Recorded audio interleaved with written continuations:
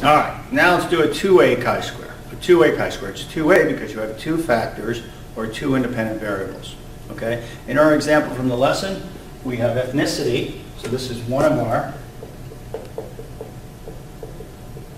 factors, and this is gender. This one has 2 levels, this one has 3 levels, okay? And we have some data already in here. The data is on healthful eating, something like that. Okay, it's a dependent variable measure where you can calculate amount of healthy eating score.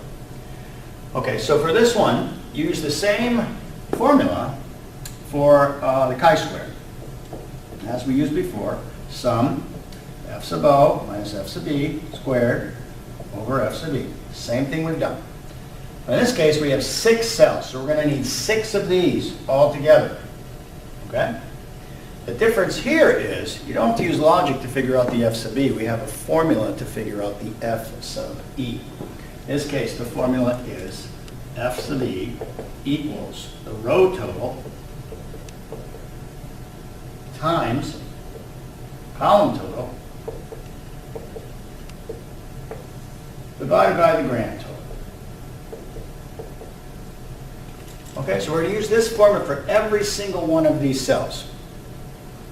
So if we do the first one, we do the row total. If we go over here, this row total comes out to be 59. This one comes out to be 67. This total here is 43 and 53 and 30. And we have a grand total of 126. So if we want to figure out the f sub e for this, it's 59 times 30 divided by 126. So for this first one, then this is where you might want to use some codes. Like you call this A, B, C, 1, 2. So for cell A1, you want to calculate one for each of these.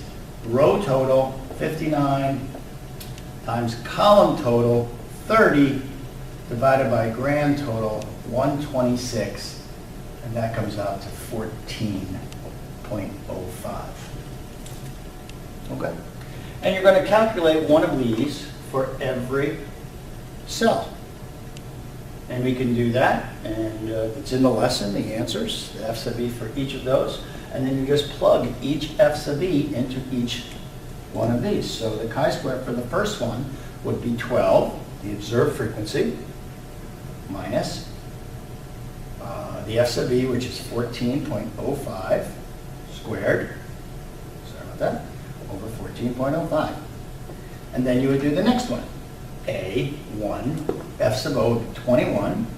If we calculate this, 59 times 53 divided by 126, well, B1 then, the f sub e for B1 would come out to be 24.82, and you put that here, over 24.82, and so on. You do that for each cell, and for this problem, if you follow that through and do the math, the chi-square is 4.89. We got to go use the degrees of freedom next to go figure that out to see if it's significant. In this case, the degrees of freedom is a little more complicated than a one-way chi. The one-way chi degrees of freedom is just k minus 1. Here, it's number of rows times number of rows minus 1 times number of columns minus 1. So the number of rows are 3 minus 1 is 2. The number of columns is 2 minus 1 is 1. So the degrees of freedom would be 2 times 1 or 2. You use that plus this, go to the significance table, you should be able to find the answer. That's how you solve a two-way chi. Because you have a formula for the f sub e, you could arguably say it's easier to do the two-way chi-square, even though there's more of these cells usually to calculate. That's it.